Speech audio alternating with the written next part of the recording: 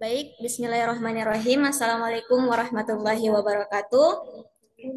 Waalaikumsalam warahmatullahi Waalaikumsalam Waalaikumsalam warahmatullahi warahmatullahi wabarakatuh. wabarakatuh. Alhamdulillahirrabbilalamin. Selamat siang teman-teman sekalian peserta webinar Smart Giving. Terima kasih telah hadir di acara webinar kali ini dengan tema sedekah cerdas untuk dunia yang lebih baik. Baik, perkenalkan nama saya Nur Hidayat selaku moderator pada webinar hari ini dan akan ada dua pembicara kita, yakni Bapak Dedi Irwansyah selaku pimpinan Lembaga Amil Zakat Al-Azhar Perwakilan Sulawesi Selatan dan juga ada Bapak Fatur Rahman MM selaku salah satu dosen ekonomi Islam UIN Alauddin Makassar. Nah, pada kesempatan kali ini kita akan membahas pentingnya memberi sedekah dengan cara yang cerdas dan bagaimana tindakan kecil kita bisa memberikan dampak yang sangat besar bagi dunia. Dalam acara ini tentu saja ada fokus yang akan kita tentukan, yang dimana fokus pada webinar kali ini adalah konsep smart giving itu sendiri, yaitu bagaimana cara kita memberi dengan cara yang cerdas, untuk siapa sedekah yang kita berikan, dan benar-benar sedekah yang kita berikan itu memberikan dampak yang positif dan berkelanjutan. Oke, untuk selanjutnya teman-teman sekalian peserta webinar Smart Giving, pada kesempatan kali ini kita akan memasuki sesi, yaitu sesi pemaparan materi dari pembicara kita. Nah, yang pertama di sini adalah selaku pembicara pertama kita, yakni Bapak Dedi Irwansyah, selaku pimpinan Lembaga Amil Zakat Was Al-Azhar. Kepadanya kami persilahkan.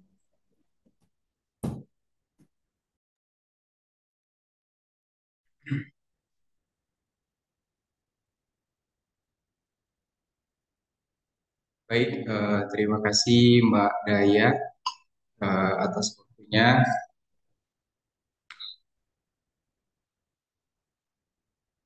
Baik, teman-teman semua, Bismillahirrahmanirrahim. Assalamualaikum warahmatullahi wabarakatuh.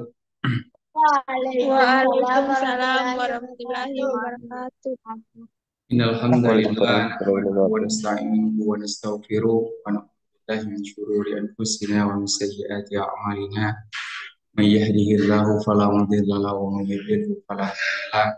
Asyhadu an la ilaha illallah wahdahu la syarika lahu wa asyhadu pada Nabi Rasul la Nabi ba'da. Baik, para hadirin, teman-teman semua, teman-teman peserta webinar Smart Giving yang sudah hadir di forum ini ya. Perkenalkan, saya Dedi Irwansyah dari Lembaga Zakat Al-Azhar yang sudah disampaikan oleh Mbak Daya tadi. Baik, teman-teman semua.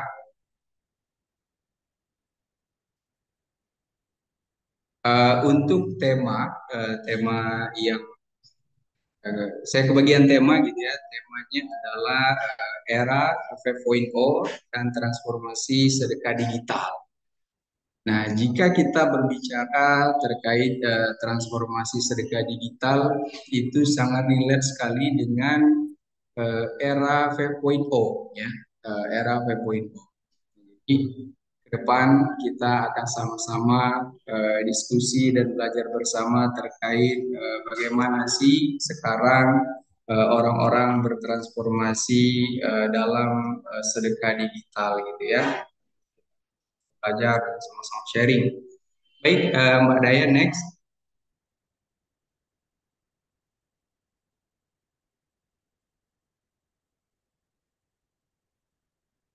Silakan next Mbak Daya.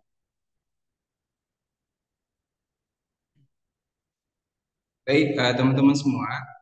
Eh, Kami di Lembaga Amil Zakat Al-Azhar ya, jadi sebelum karena nanti saya fokusnya itu kepada transformasi digital, ya kan? Saya akan mengenalkan dulu apa itu sih Lembaga Amil Zakat Al-Azhar.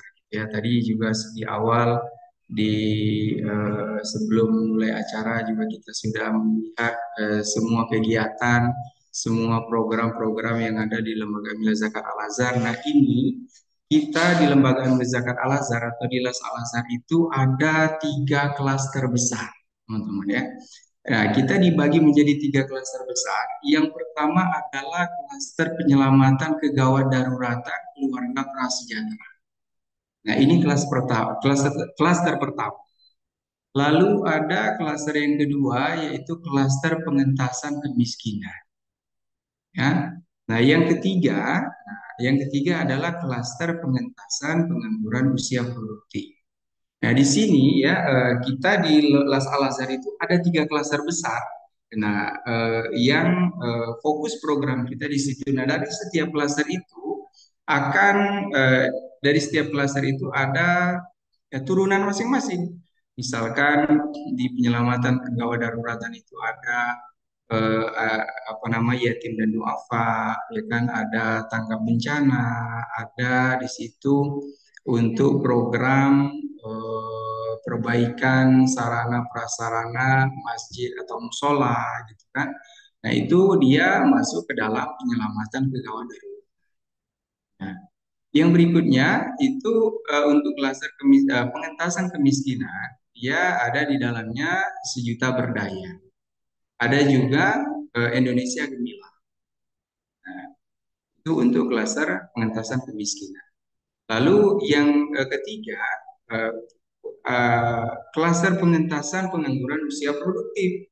Nah, di sini ya untuk klaster pengentasan usia produktif ini adalah Rumah Gemilang Indonesia. Rumah Gemilang Indonesia itu program Las Al Azhar yang pesertanya itu mendapatkan beasiswa full, ya, dapat beasiswa full dari awal mereka dididik selama 6 bulan, ya sistemnya asrama. Nanti setelah mereka dididik selama 6 bulan, habis itu mereka siap terjun kepada industri kerja, ya, mereka langsung masuk ke dalam dunia ini kerja. Nah, setelah mereka belajar atau dididik selama 6 bulan. Baik, next, saya. Nah, ini gambaran ya. Di sini ada yatim duafa, ada pemberdayaan, di situ ada dari sapaan masyarakat, ada anak-anak RGI ya. Oke, next, tadi sudah dilihat oleh teman-teman semua. Silakan Mbak Daya, next. Nah, teman-teman semua, karena tema kita hari ini adalah smart giving ya. Smart giving itu orang eh, belum bisa memberi ketika dia belum mengenal, ya kan? Nah, orang kenal dulu apa sih programnya sehingga mereka terpanggil untuk donasi. Mereka tahu dulu ya, tahu dulu kegiatannya, tahu dulu apa yang dilakukan, mereka baru terpanggil atau mereka baru menyalurkan donasinya. Nah, ini saya gambarkan ya zakat itu sebagai filosofinya pohon, teman-teman ya. Kenapa saya katakan filosofinya pohon? Zakat itu ya sama seperti pohon. Pohon, kalau pohon itu dia punya dahan kan, dia hidup, tumbuh gitu kan. Nah, tentunya pohon itu punya dahan, teman-teman. Nah, dahannya itu harus kita potong, ya. Ketika kita potong, dia akan tumbuh, ya. Ketika kita potong, dia akan maksimal tumbuhnya. Yang tadinya dahannya banyak, sehingga kita harus potong dahannya, ya kan? Potong dahannya, akhirnya dia tumbuhnya lebih baik. Nah, misalkan pohon anggur, nah, contohnya misalkan ada pohon anggur itu kita gunting gitu kan. Karena dahannya banyak, kita gunting sehingga dia fokus kepada satu dahannya itu. Ya kan? Akhirnya dia tumbuh dan tumbuhnya maksimal. Ya kan? Tumbuhnya maksimal. Sama lah seperti zakat, ya kan? Zakat itu di harta kita ya kan harus dipotong. Dipotong 2,5%, ya 2,5%. Nah, jadi eh, filosofi pohon ini ya kan kalau pohon itu dibiarkan tumbuh, dibiarkan enggak dipotong, dia akan tumbuh memang ya kan, tapi tidak maksimal. Dia akan tumbuh memang, tapi dia tidak akan hasilnya apa ya hasilnya maksimal atau hasilnya lebih lebih lebih banyak atau lebih berdampak. Ya. Makanya saya katakan sini zakat itu filosofinya pohon. Oke, next. Nah, ini kita ke materi hari ini, teman-teman. Ya, mengapa era 5.0 itu relevan?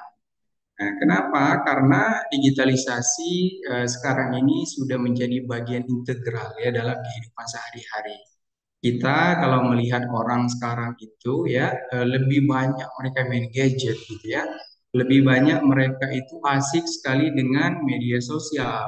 Ya di mana-mana kita lihat misalkan di angkutan umum, misalkan di kereta, itu orang lebih asik main gadget gitu ya atau lebih ya inilah dia lebih fokus kepada eh, gadget gitu ya dan itu sudah menjadi kebutuhan kebutuhan sekali gitu ya terkait digitalisasi.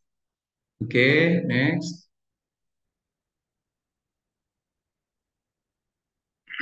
Nah, yang berikutnya teman-teman ya, ini transformasi digital dalam dunia filantropi.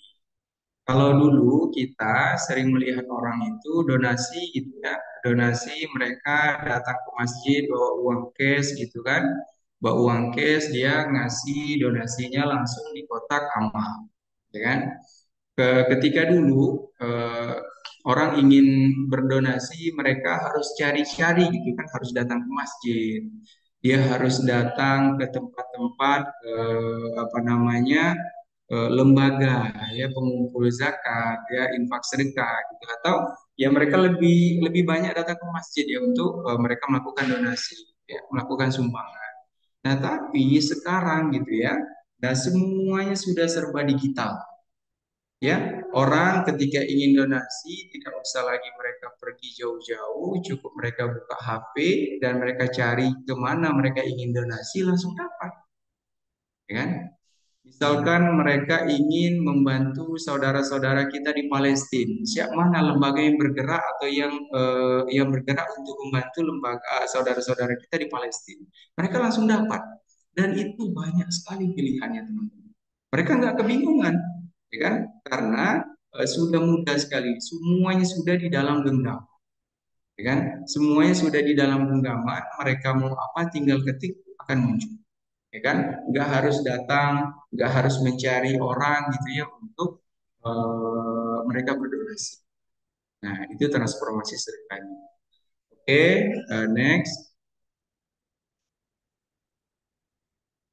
Nah, saudara-saudaraku dan teman-teman semua, ketika kita melihat sekarang ini gitu ya, sekarang ini untuk eh, sebaran lembaga amil zakat dan basnas itu sudah cukup banyak teman-teman ya.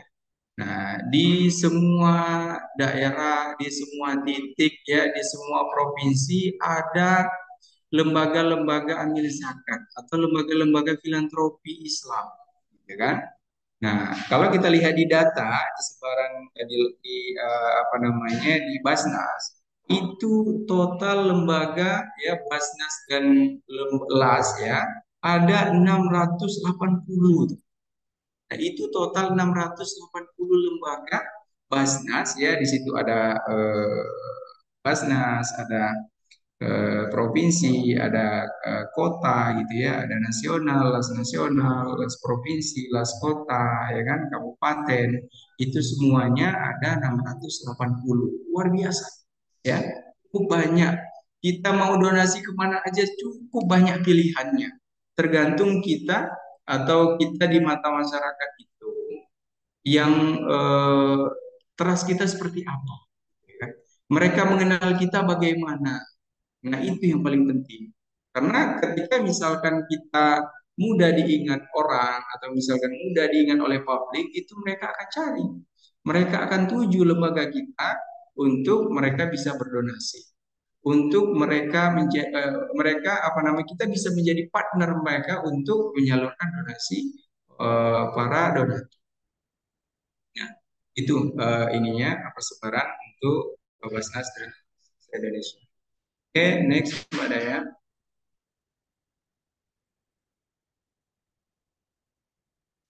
Baik, teman-teman semua, yang berikutnya kita sekarang karena ya teknologi pendukung transformasi sedekah digital sudah cukup banyak, teman-teman ya. Sekarang itu inovasinya sudah luar biasa. Kalau dulu orang nggak mengenal kris gitu ya. Kalau dulu orang nggak tahu bagaimana misalkan ada VA gitu ya, virtual account, terus serba terbatas untuk mereka bisa berdonasi. Nah, sekarang sudah luar biasa, ya, sudah banyak pilihan, sudah bisa berdonasi melalui misalkan di akun perbankan, bisa mereka melalui donasi di akun tempat belajar online, mereka bisa melakukan donasi di aplikasi Gojek, ya, dan seterusnya. Mereka sudah sangat terbantu. Ya kan sekarang sudah banyak sekali ya para platform melakukan inovasi, melakukan pengembangan sehingga kita lebih mudah untuk bisa berdonasi kepada lembaga-lembaga terpercaya, lembaga-lembaga resmi, dan itu mereka terpercaya. Oke, next. Nah, apa sih manfaat sedekah digital? Gitu ya kan? Manfaat untuk individu ya, terus tentu itu mempermudah berdonasi kapan saja dan di mana saja, memberikan pilihan beragam sesuai preferensi. Nah, untuk organisasi apa teman-teman?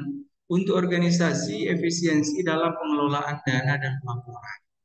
Nah, lebih mudah, ya kan, pelaporan online gitu ya, pengelolaan dana juga kita bisa transparansi, bisa terlihat semua gitu ya. Jangkauan global untuk donatur, ya. Nah, donatur-donatur kita yang aksesnya tidak bisa kita lalui melalui darat, gitu ya, melalui interaksi langsung. Nah, walaupun mereka jauh, mereka bisa juga ya berkontribusi, berdonasi di lembaga kita. Ya, kemudahan. Untuk masyarakat luas, gitu ya, mendorong kolaborasi, menyelesaikan isu sosial, misalkan yang baru seperti misalkan kasusnya Agus gitu ya, yang kena siraman air keras, gitu kan. Itu cepat sekali teman-teman ya. Orang care, orang memberi donasinya gitu ya untuk membantu sesama. Itu luar biasa teman-teman ya. Mereka langsung sekali isu itu diangkat langsung ini ramai. Mereka untuk berpartisipasi, untuk ikut serta membantu saudara atau teman kita yang sedang kena musibah. Nah, itu sungguh luar biasa. Yang berikutnya adalah mendukung program pembangunan berkelanjutan. Ya kan? Nah, dia mendukung program berkelanjutan SDGs ya, Sustainable Development Goals. Jadi Las Al Azhar kalau dilihat dari tujuan SDGs itu ada 17 tujuannya.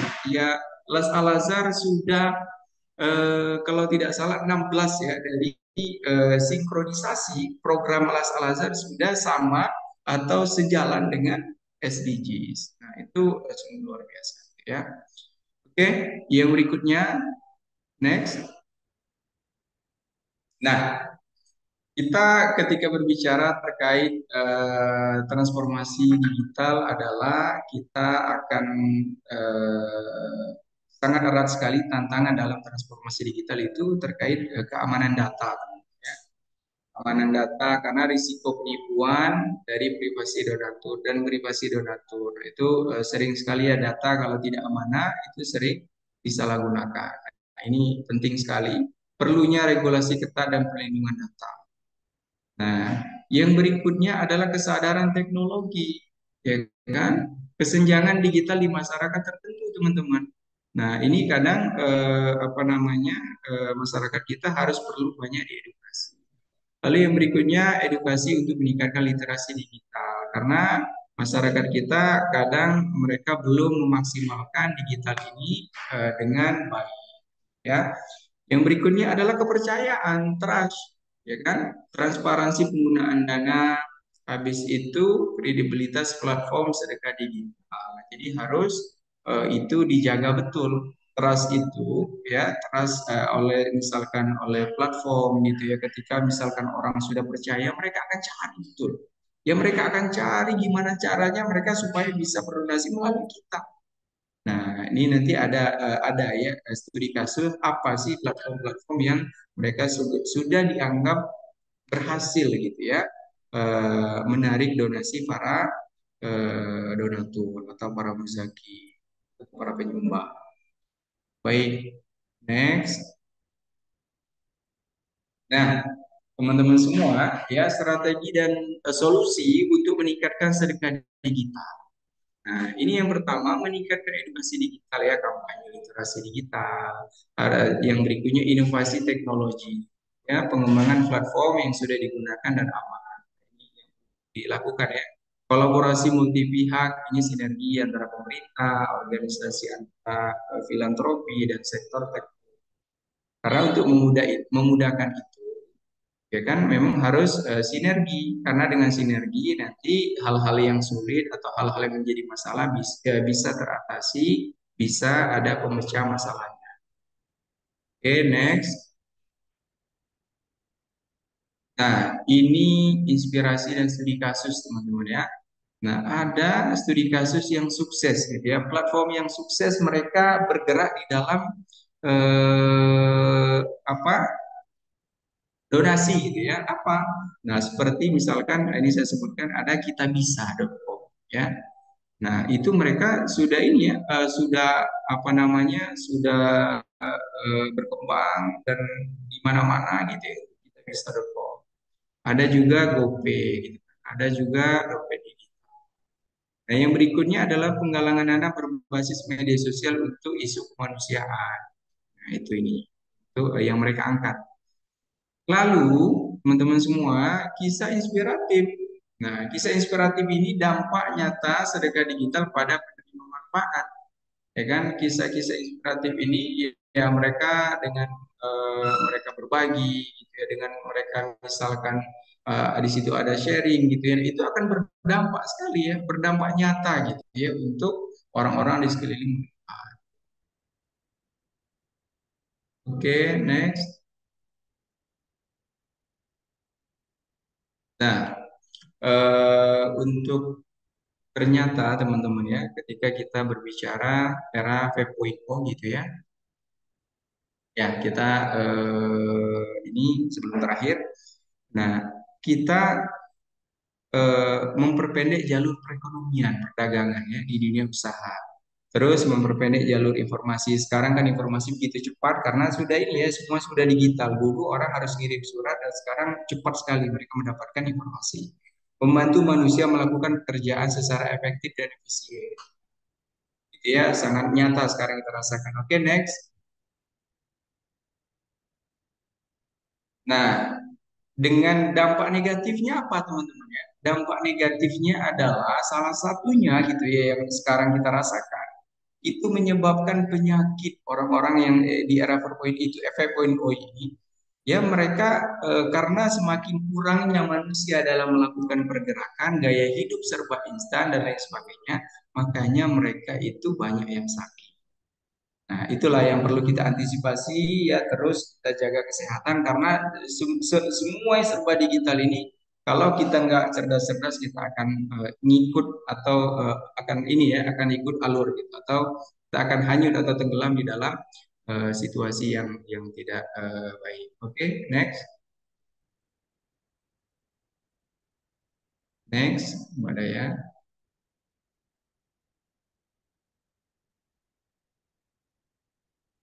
Oh, ini. Oke, teman-teman semua, ini pesan untuk kita semua.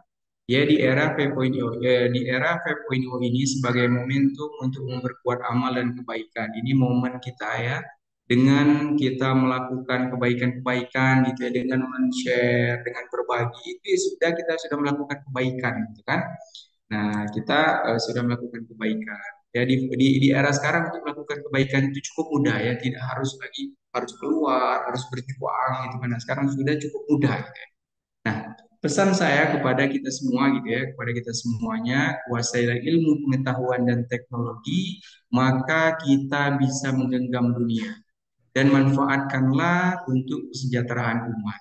Karena ketika kita menguasai ilmu pengetahuan dan teknologi, insya Allah kita eh, ini ya bisa bermanfaat lebih jauh, lebih banyak gitu ya. Oke, Saya kira itu ya, ini sudah terakhir. Saya kira itu nanti jika ada pertanyaan, nah ini untuk link donasi ya, link donasi Las Al Azhar ada di POS, ada di apa Google Play ya, di Google Play Store gitu ya. Ada di situs donasi alazharpenuli.or.id dan seterusnya ya. Bisa juga donasinya di Gojek. Teman-teman silakan pilih ya, silakan pilih. Oke, saya kira itu saya cukupkan teman-teman semua. Syukron. Assalamualaikum warahmatullahi wabarakatuh. Silakan Mbak Dayang. Baik, terima kasih kepada pembicara pertama kita. Selanjutnya kita akan memasuki pemaparan materi dari pembicara kedua, yakni Bapak Dr. Fatur Rahman MM. Kepadanya kita persilahkan. Baik, Bismillahirrahmanirrahim. Assalamualaikum warahmatullahi wabarakatuh. Alhamdulillahirrahmanirrahim. Wassalatu wassalamu ala asrafil anbiya wal mursalin Sayyidina Muhammadin wa alihi washabihi ajma'in. Yang saya hormati Bapak Dedi Irwansyah selaku Kepala Cabang ya Al-Azhar. Ya, mudah-mudahan ada beberapa mahasiswa kami ya masih bisa tetap kita bekerja sama ya, terutama mahasiswa-mahasiswa magang kami. Dan ini kami sebagai dosen pembimbing yang sangat mengapresiasi ya, mana pimpinan Al-Azhar ya, telah menerima mahasiswa kami dan hari ini mereka mencoba ya, untuk menyelenggarakannya, tentunya bekerja sama dengan Al-Azhar ya. Baik, seperti yang saya lihat, saya diberi tugas tentang bagaimana keberkahan dalam smart giving perspektif Islam. Ya, mungkin saya akan mulai ya. Tadi sebenarnya sudah dijelaskan ya panjang lebar oleh Bapak Dedi, Bapak Kepala Pimpinan Cabang bahwa next ya, ya next. Halo, next. Ya, tentang gimana apa sih sesungguhnya itu smart giving. Ya, tadi sudah diterangkan apa itu smart giving. Nah, saya juga mencari tahu apa itu smart giving. Ya, selama ini kan sudah ada namanya filantropi. Jadi filantropi ya kalau zakat ya filantropi Islam itu sendiri. Malah istilah ini jauh sebelum ada istilah filantropi, sesungguhnya eh, Islam ya sudah mengenal itu. Itulah zakat, itulah sedekah, itulah infak. Oke, jadi kita berangkat dulu apa itu sedekah. Ya, jadi sedekah itu adalah ya kalau kita secara singkat dalam Islam adalah pemberian ya sukarela kepada orang lain. Jadi pemberian sukarela kepada orang lain untuk apa? Untuk keperluan umum ya tentunya untuk tujuan mendapatkan ridha Allah. Ya, nah, selanjutnya bagaimana pengertian lebih luas? Ya, nah, kalau yang lebih luas itu sedekah juga bukan hanya berupa harta, juga bisa berupa waktu, juga bisa berupa tenaga. Ya, oleh karena itu ada pertanyaan kedua, mengapa sedekah itu penting? Ya, next. Halo, next ya. Jadi kenapa sedekah itu penting? Nah, kenapa? Karena sedekah ini merupakan sesungguhnya adalah amalan yang sangat dihargai dalam Islam. Ya, tentunya sangat banyak manfaat.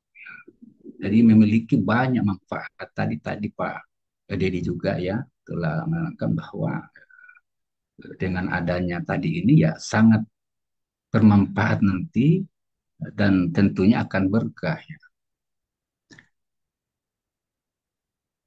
Kedua, sesungguhnya dia akan membersihkan harta itu sendiri. Ya. Dan yang terpenting adalah ya mengurangi kesulitan hidup, tentunya dengan mendekatkan pemberinya kepada Allah.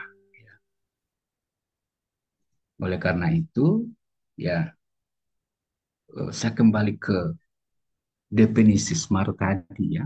Jadi tadi telah diterangkan oleh Pak Dedi bahwa adanya eh, smart giving tadi artinya kalau kita maknai secara sederhana berarti pemberian cerdas.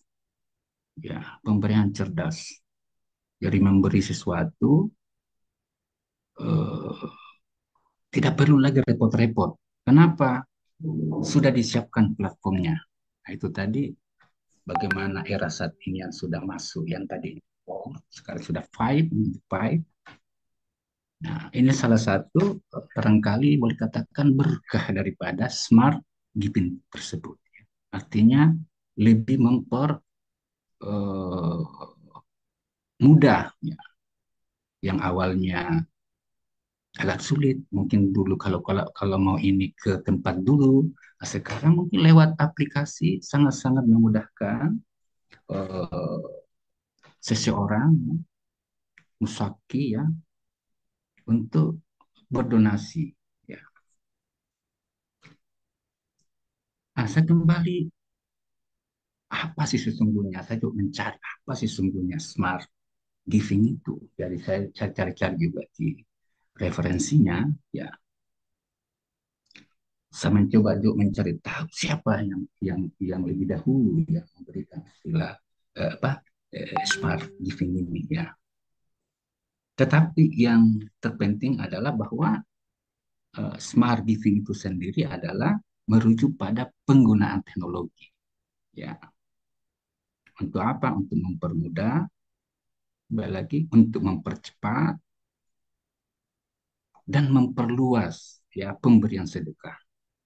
Tadi sudah diterangkan aplikasinya ini itu sudah terimplementasi di Al-Azhar. Nah, banyak sekali platform online ya, apakah itu di lewat website ataupun aplikasi mobile ya, dengan menggunakan sistem pembayaran digital. Adanya saat ini yang mempermudah lagi kalau tidak ada uang tunai, kenapa tidak pakai Dana, kenapa tidak pakai Kopo misalnya. Jadi sangat-sangat dimudahkan pada hari ini. Kenapa? Ah, itu berkah daripada adanya smart giving. Ya. Oleh karena itu sesungguhnya smart giving ini ya tujuannya adalah sangat-sangat eh, sesuai atau kalau kita mengatakan bagaimana perspektif Islamnya itu tadi teknologi ini memungkinkan para pemberi sedekah untuk lebih efisien. Tadi Pak Dedi juga sudah mengatakan lebih efisien dalam menyalurkan bantuan ya. Jadi bukan hanya menerima, menyalurkan bantuan juga, kemudian memperluas jangkauan kepada penerima. Ya kenapa? Ya lewat aplikasi sudah bisa dideteksi titik-titik yang perlu mendapat perhatian karena sudah terdata ya dan sudah transparan ya. Tentunya bagi penerima yang membutuhkannya. Contoh tadi misalnya titik-titik adanya bencana, wah mungkin lewat uh,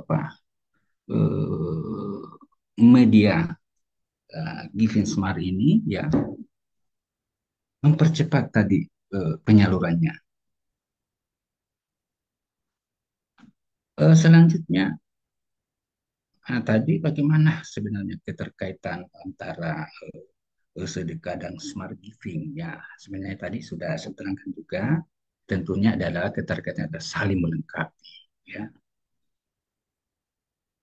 nah, itu tadi bahwa smart giving ini ya, kalau kita kembali lagi pada apa sih keberkahannya, tentu apa kemanfaatannya bagi eh, eh, apa pemberi dan penerima ya begitu.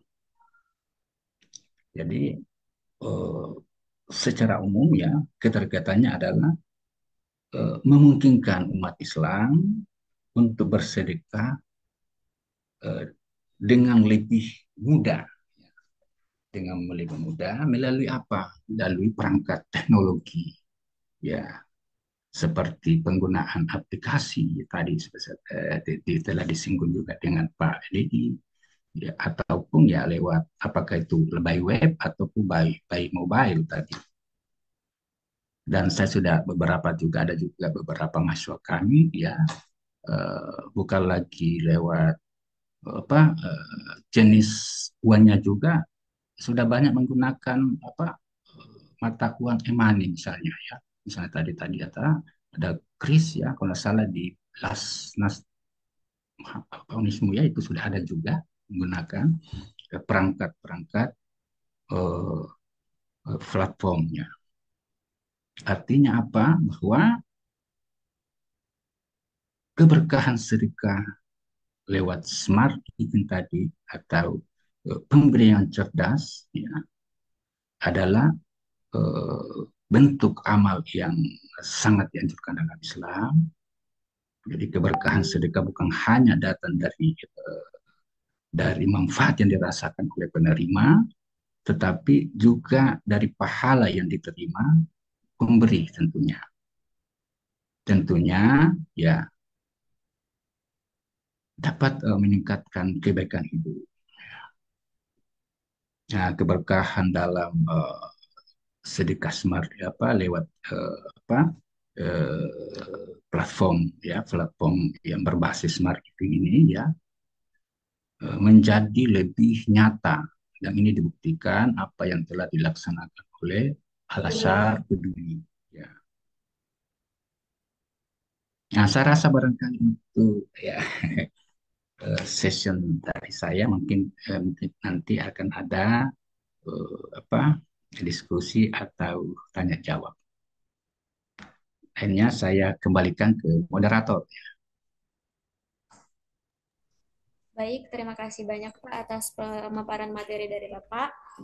Baik, untuk selanjutnya kita masuk ke sesi diskusi. Bagi teman-teman peserta webinar Smart Giving, apabila ada pertanyaan, mungkin bisa mengajukan pertanyaan dengan menggunakan raise hand.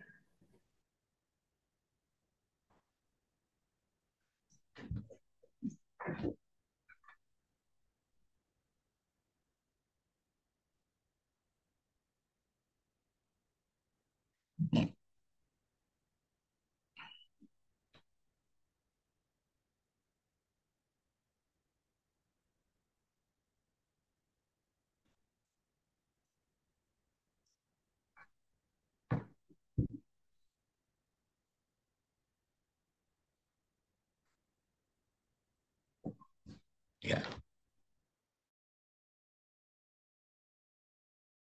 itu bisa menjadi apa inspirasi kita, terutama yang akan mau menyelesaikan studinya. Ya, ini bisa jadi bahan penelitian kita apa sih sesungguhnya eh, smart giving ini, kemudian apa hubungannya smart giving dengan filantropi. Ya. Itu sangat menarik, bisa menginspirasi untuk bahan-bahan ananda mahasiswa sekalian.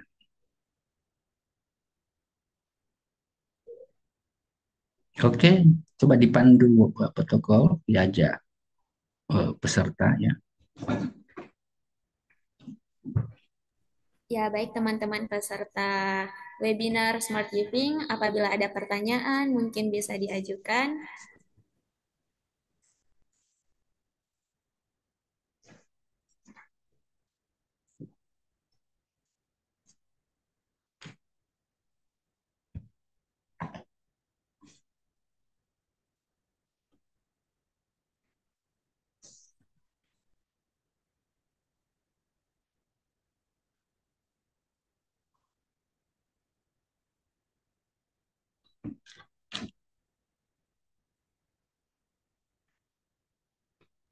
Oke, baik. Ada pertanyaan dari Pak Abbas Nuntung yang dimana Pertanyaannya yaitu bagaimana ekonomi Islam menangani isu-isu modern seperti kemiskinan, pengangguran, dan juga ketimpangan sosial. Jadi mungkin untuk jawaban pertama akan dijawab oleh pemateri pertama terlebih dahulu, yakni Pak Dedi Irwansyah. Kepadanya saya persilahkan. Baik, terima kasih Mbak Daya. Ini yang bertanya Abbas Nuntung. Oke. Ya, pertanyaan yang cukup bagus ya. Bagus sekali pertanyaannya. Bagaimana ekonomi Islam menangani isu-isu modern gitu ya, seperti kemiskinan, pengangguran, dan ketimpangan sosial gitu ya. Nah, kalau kita melihat dari kajian ya, dari data-data kajian gitu ya, data kajian misalkan di Basnas gitu kan, di lembaga filantropi Islam lainnya gitu ya. Nah, ini mereka sudah sangat fokus gitu ya untuk fokus bagaimana pengentasan kemiskinan gitu kan. Mengentaskan kemiskinan ini menjadi faktor utama kita gitu teman-teman ya. Menjadi faktor utama kita. Lagi-lagi misalkan masalah pengangguran. Pengangguran ini ketika masuk di era 5.0 itu ya. Masalah utamanya adalah itu banyak sekali pengangguran yang tadinya nggak menganggur, akhirnya menganggur. Yang tadinya misalkan saya katakan di jalan tol itu, ya di jalan tol itu di setiap gerbang itu ada semua penjaganya. Nah, ketika masuk ke era 5.0 gitu ya, era semuanya serba digital, itu semuanya nggak ada. Itu semuanya PHK. Nah, gimana nasib mereka? Ya kan? Itu semuanya PHK, banyak sekali pengangguran. Nah, kita di Las Al Azhar ada nama programnya adalah Rumah Gemilang Indonesia. Rumah Gemilang Indonesia itu dia fokus kepada ya pengentasan pengangguran usia produktif, ya kan? Bagaimana Las Al Azhar gitu ya menyiapkan RGI ini untuk menjadi mereka bisa mandiri, teman-teman. Nah, makanya mereka digembleng gitu ya, dididik apa namanya selama 6 bulan gitu ya, dari awal mereka masuk ya sampai mereka keluar atau mereka selesai. Ya kan, misalkan yang fotografi mereka fokus ke fotografi. Yang IT mereka fokus kepada IT. Yang mereka misalkan yang desain grafis fokus kepada desain grafis. Yang misalkan tata busana gitu ya, desainer pakaian, mereka fokus kepada desainer pakaian. Nah, itu mereka dididik. Nah, setelah mereka lulus RGI gitu ya, nah mereka siap terjun kepada dunia kerja. Mereka siap ini fight gitu ya untuk apa namanya bisa mandiri secara ekonomi. Nah, ini untuk pengangguran. Nah, ini kita ini teman-teman ya di Las Al Azhar sudah mengupayakan itu. Jadi di Basnas ya di inilah lembaga di Basnas dan di Las-Las itu mereka sebagian lembaga filantropi Islam itu fokus kepada tadi ya. Saya rasa semua filantropi Islam fokus kepada bagaimana mengentaskan kemiskinan dan bagaimana mereka bisa apa namanya pemberdayaan terkait ya orang-orang yang pengangguran dan lain sebagainya. Oke, seperti yang tadi di RGI yang saya ceritakan tadi. Saya kira itu Mbak Daya dan Mas Abbas ya itu ini jawaban dari saya. Assalamualaikum warahmatullahi wabarakatuh. Baik, mungkin ada tambahan jawaban dari Bapak Fatur Rahman tentang bagaimana ekonomi Islam ini menangani isu-isu modern seperti kemiskinan, pengangguran, dan juga ketimpangan sosial. Mungkin ada tambahan dari Bapak Fatur Rahman, kepadanya saya persilahkan. Ya, baik. Terima kasih. Ya, jadi bagaimana ya ekonomi Islam ya eh, apa lagi namanya tadi ekonomi Islam ya menghadapi tantangan ya menghadapi tantangan. Eh, Memang ya bahwa adanya tadi perintah mengeluarkan zakat ya misalnya mengeluarkan zakat dan malah istilah zakat ini ya selalu beriringan dengan salat ya. Oleh karena itu sedekah itu sendiri kan ada sedekah sunnah, ada sedekah wajib. Jadi zakat ini adalah zakat itu adalah sedekah wajib sesungguhnya. Oleh karena itu tegas mengatakan di situ, eh, Hus, ambil, ya, ambil itu. Seperti itu ya. Malah kalau di zaman Nabi ya, sampai zaman turun di setelahnya, itu diperangi malah itu. Ya, bagian tidak ingin mengeluarkan zakatnya. Ya. Nah, bagaimana ekonomi Islam saat ini? Jadi zakat, kalau kita melihat di negara-negara Muslim ya, ataupun pada saat pertama kali terbentuk negara Islam di Madinah, ya, zakat, sedekah, infak ini adalah penerimaan negara. Ya, ini adalah penerimaan utama negara. Di samping itu ada jizyah, misalnya pajak dan sebagainya. Ini penerimaan negara. Nah, memang di zaman Nabi itu belum eh, apa istilahnya belum terlalu terorganisir. Nah, setelah itu kan terorganisir. Malah di zaman eh, Khalifah Umar ya pernah itu lebih banyak barangkali musakinya daripada apalagi namanya mustahinya, ya, artinya di situ ada keberhasilan, apakah itu literasi ataupun itu adalah sebuah keimanan, Pak, seperti itu. Eh, Bagaimana tantangan saat ini? Saka ada yang hal terbaru yang bisa menjadi eh, punya kontribusi ya terhadap pembangunan ekonomi. Jadi ekonomi Islam ini termasuk dalamnya adalah keuangan Islam. Misalnya adanya program saat ini yang namanya cash wakaf link suku. Ini luar biasa sesungguhnya. Jadi gimana gimana tadi wakaf, terutama wakaf uang, kemudian diinvestasikan, ya, kan wakaf karena boleh berkurang ya, justru bertambah. Kenapa? Itu dikembalikan, ya, dikembalikan supaya ada pertambahan di situ. Arahnya kemana? Ya tentunya ya kembali lagi tadi ke 8 asnaf tadi. Ya, berarti program zakat ini sesungguhnya itu sudah jelas ukurannya. Allah sudah memberikan dia rumusannya ya lewat Al-Qur'an, ya, yang 8 asnaf tadi, ya. Kemudian malah di situ eh, pengelolaannya juga jangan sampai tidak dapat, ya, itu artinya sudah tegas sekali. Kemudian eh, bagaimana eh, bukan cuma zakat itu sesungguhnya bukan cuma untuk konsumtif, ya, bukan cuma konsumtif, malah bagaimana diarahkan ke produktif. Contoh tadi Al-Azhar sudah banyak sekali yang memberikan mungkin ke usaha-usaha produktif.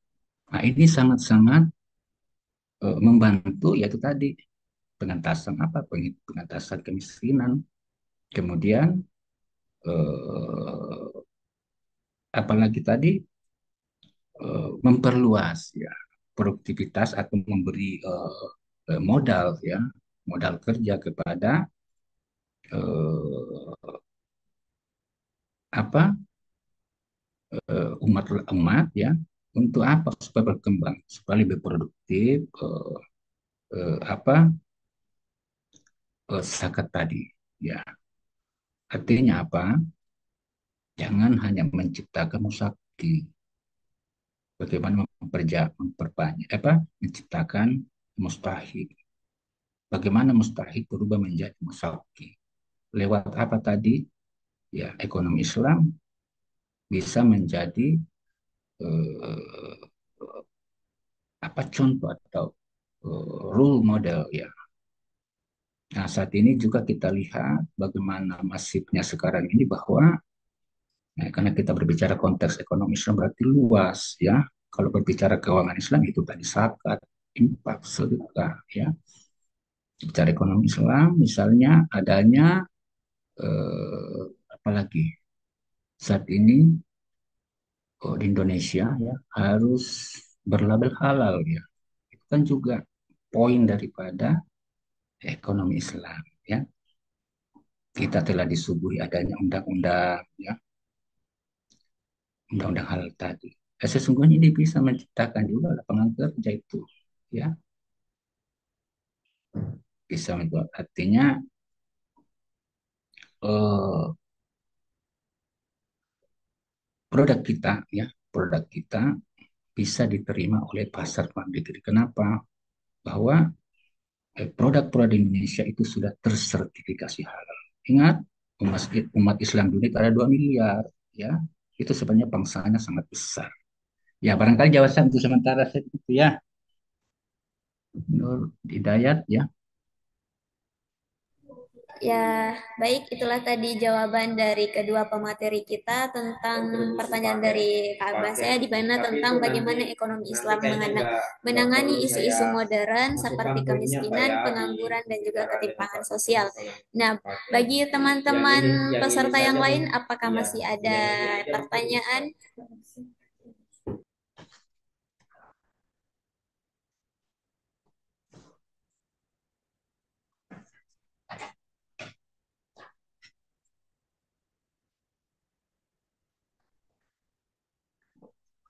Ya, baik, untuk Kak Zulfikar, kepadanya saya persilahkan. Baik, Assalamualaikum warahmatullahi wabarakatuh. Waalaikumsalam warahmatullahi wabarakatuh. Warahmatullahi Terima kasih sebelumnya atas kesempatan yang diberikan kepada saya untuk bertanya.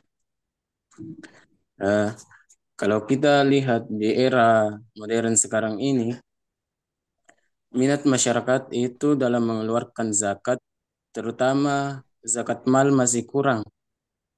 Karena apa? Karena yang mereka lihat di media media sosial itu lebih mendominasi tentang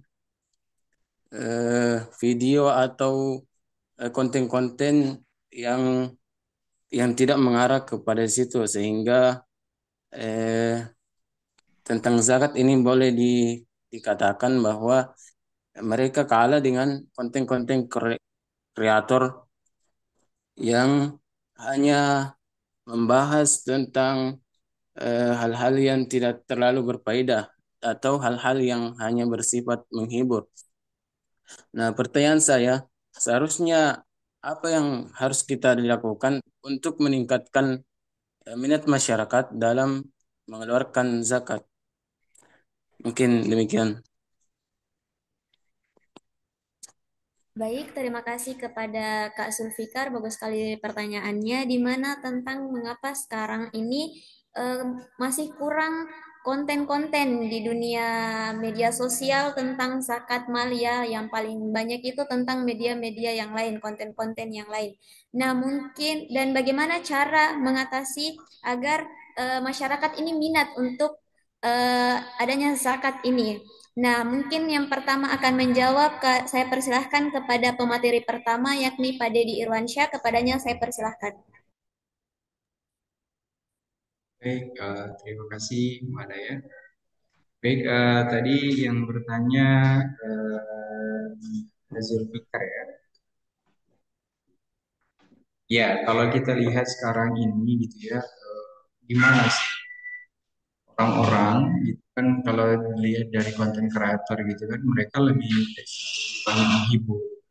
Nah, catatannya atau poinnya teman-teman semua, ketika kita gitu ya untuk mengajak orang dalam kebaikan itu memang ya ini ya tidak semua orang mau. Nah, itu ya tidak semua orang bisa gitu kan itu. Nah, yang menjadi pertanyaannya gitu. Nah, ketika kita mengajak orang misalkan untuk berzakat gitu, ini untuk berzakat mal tadi hampir ya, hampir orang-orang itu apalagi mereka secara literasi, secara kepercayaan gitu ya, mereka belum meyakini zakat mal itu apa ya bisa mengubah mereka.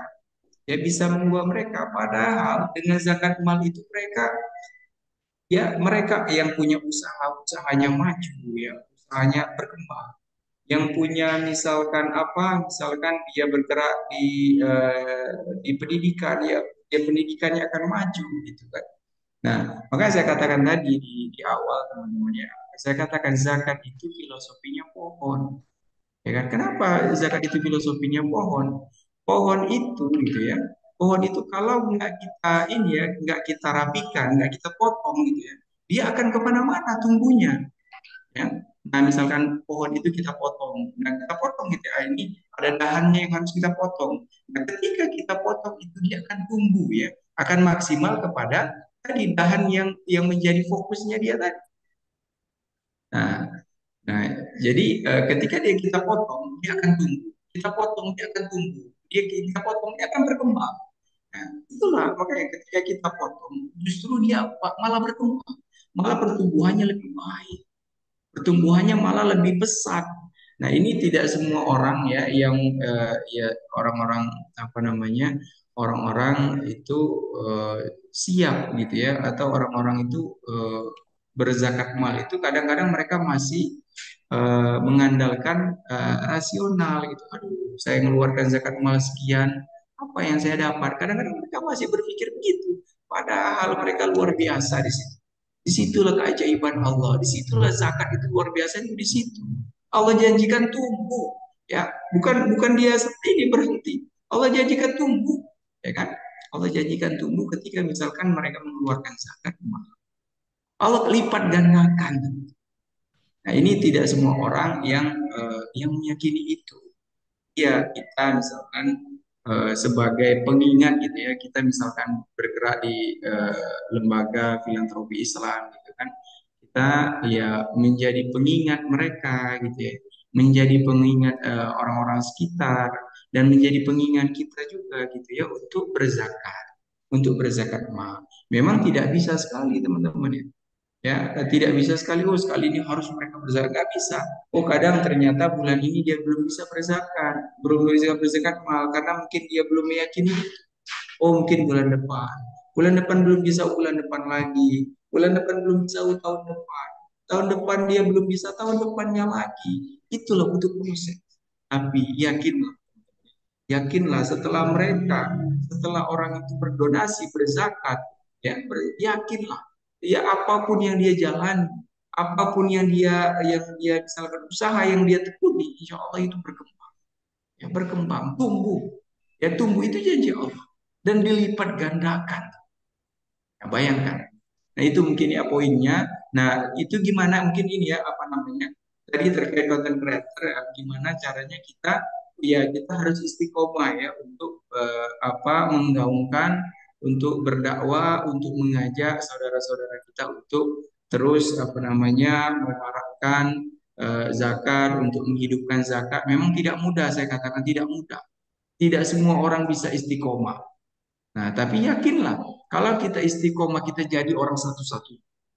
Nah, ya, karena ya tadi ya, insya Allah kalau kita udah istiqomah dan kita terus ini ya mengajak, insya Allah nanti akan ketemu jalannya dan insya Allah kita akan terus ini ya apa namanya terus bisa mengajak lebih banyak lagi dan lebih besar lagi. Oke, saya kira itu siapa tadi Sulfika ya. Saya serahkan lagi kepada moderator. Silakan, Mbak Dayan. Baik, terima kasih atas jawaban dari Pak Deddy Irwansyah. Selanjutnya mungkin ada tambahan dari Bapak Fatur Rahman. Kepadanya saya persilahkan. Ya, baik. Jadi Ananda Sulfikar ya. Ananda ya. Pak ya, Pak Bapak atau Ananda ya. Baik ya, jadi apalagi namanya, bagaimana sih sebenarnya ini supaya lebih menarik lagi. Kami seperti itu ya maunya ya. Kenapa? Karena artinya data hampir semua ya, semua pemerintah pun juga begitu, Lasnas apa yang selalu ditayangkan adalah potensi yang banyak ya. ber, Zakat di Indonesia potensinya sekian triliun, tetapi selalu berbenturan dengan realisasi kan seperti itu ya. Ya, kah seperti itu. Ada apa ini? Atau perlukah ada literasi yang menarik lagi supaya apa semakin banyak ya, semakin sadar orang itu apa lagi namanya berdonasi ya atau mengeluarkan zakat ya. Atau mungkin barangkali ditonjolkan juga ya. Tadi saya rasa di video apa Alasar tadi, Alasar ini sudah luar biasa tadi ya. Dia sudah memberi apa eh, mengeluar apa tadi itu ya seputar ya sebelum kita tadi ini acara itu ada video itu sebenarnya salah satu konten yang luar biasa itu ya bahwa inilah kegiatan kami ini bagaimana kebencana ya bagaimana kayak ini itu sebenarnya sudah mewakili tadi itu bahwa konten-konten filantropi Islam pun juga tidak kalah deh dengan konten-konten yang di luar sana seperti itu bahwa dan saya lihat kalau kita anak-anakku sekalian tadi misalnya ini luar biasa pencapaian-pencapaian yang dilakukan oleh Las Al-Azhar tadi terutama Las Al-Azhar peduli tadi luar biasa tadi saya sepintas menyimak ya menyimak tadi melihat ya, cuplikan videonya dan mungkin lebih panjang lagi ya tadi ini hanya kebetulan ini mungkin bakal panjang lagi artinya apa bahwa konten oleh lembaga-lembaga filantropi Islam pun juga tidak kalah ya artinya apa buktinya itu diwakili tadi ya memang itu tadi Pak Dedio tadi menyatakan bahwa memang istiqamah kita ya. Maka kita harus istiqamah untuk menjalankan agama ini sebenarnya padahal ini bukan Islam loh makanya salat dengan zakat selalu beriringan kalau kita beristiqamah berarti kita juga istiqamah menjalankan rukun Islam. Coba periksa semua di ayat selalu beriring itu antara salat zakat ya. Kemudian ya memang kontennya mungkin lebih dimasifkan lagi ya dimasifkan lagi jadi bukan cuma mungkin seluruh apa namanya lembaga-lembaga zakat yang ada di Sabah itu mulai dari Basnas barangkali ya nggak apalah sekali-sekali juga eh, apa apa mengontrak ya artis nggak apa kalau memang itu dibutuhkan supaya kalangan artis karena mereka kalangan yang banyak duit bisa menyumbangkan ya kayak kaya konten-konten kreator sekarang itu banyak kaya-kaya dapat digunakan juga jasanya misalnya ya dan itu tidak baik untuk apa seperti itu ya Hidayat.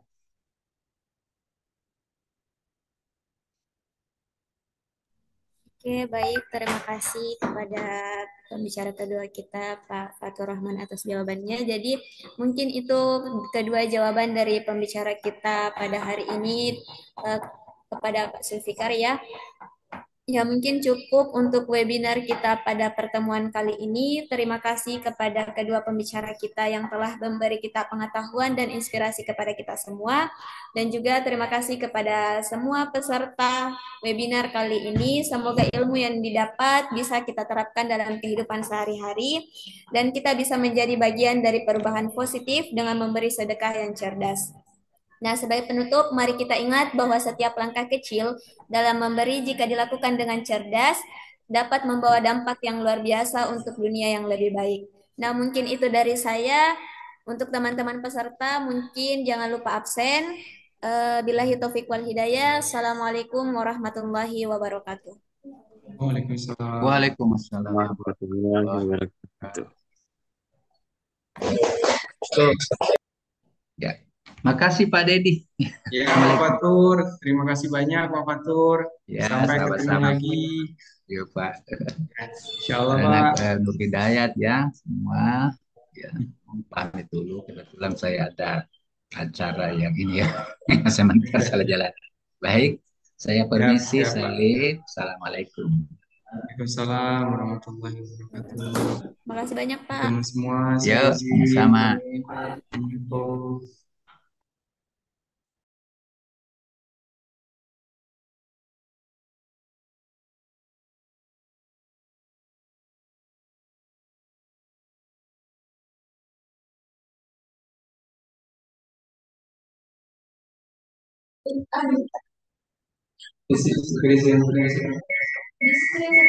Saya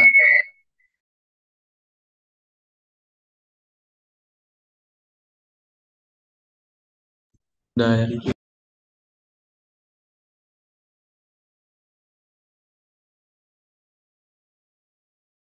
Pemateri selanjutnya saya persilakan kepada Bapak Abbas.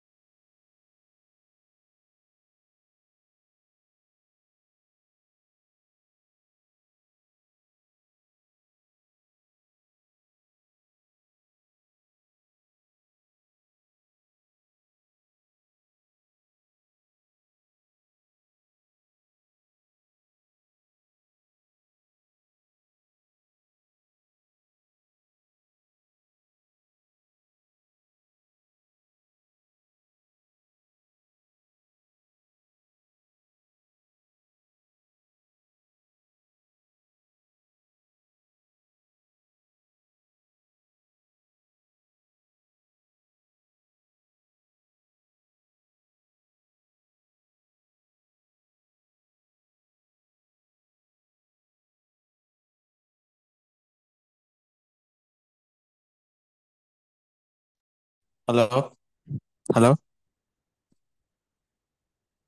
halo, ada orang?